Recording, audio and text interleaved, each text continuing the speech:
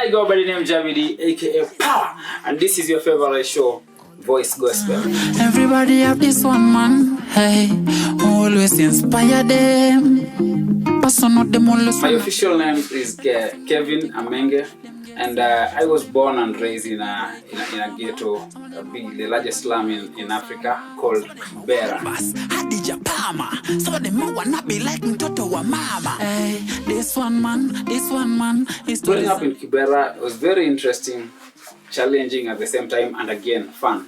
So the fun part of it was like, you see, the games that the kids we were playing as kids were very, like, you see, jovial. I've never seen any other ghetto, maybe other places like people were playing like that. And again, the interaction, even the unity among the neighbors. Yeah, it was very like, you can say, lovely. Yeah, and then again, the challenging part of it was like, for example, like financially and everything. So you see, I started even music at a very early age. So during this time, most of the time I could understand that, you know what, even if my mom wants to support, maybe cannot chip in. So I started like hustling at a very young age for maybe even clothing. And you see, my mom could only offer like 1 meal a day. So these other meals we could just try and find way how you can sort yourself. So yeah, it was very interesting.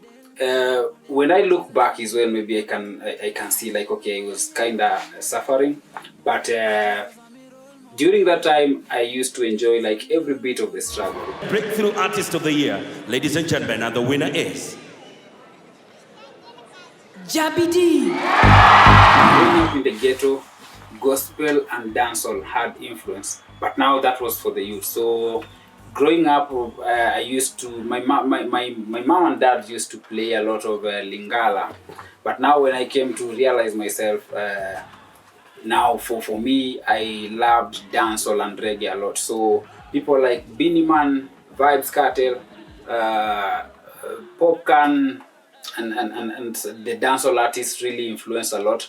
And I think there's a time it was just like a wave, because by then I was not born again. So it was a wave where like every teenager, every youth just loved the dancehall vibe and everything. And what we do? Shoot Satan. Cock your gun, shoot Satan. When I started music, my first verse that I wrote was a hip hop.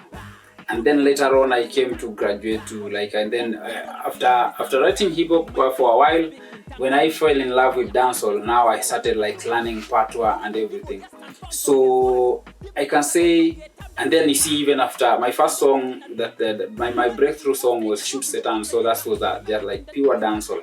But then again, after the breakthrough, I came again and fall in love with the Afrobeat and then the local sound. So I can say my music is fusion of hip hop, dancehall, and Afrofusion.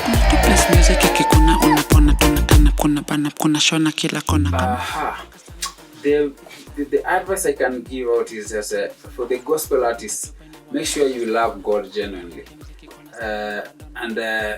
Like you see, most of the time we normally tend to try and even, you see, God have given you a message, but sometimes you will tend to twist it a little bit so that it can fit in the society.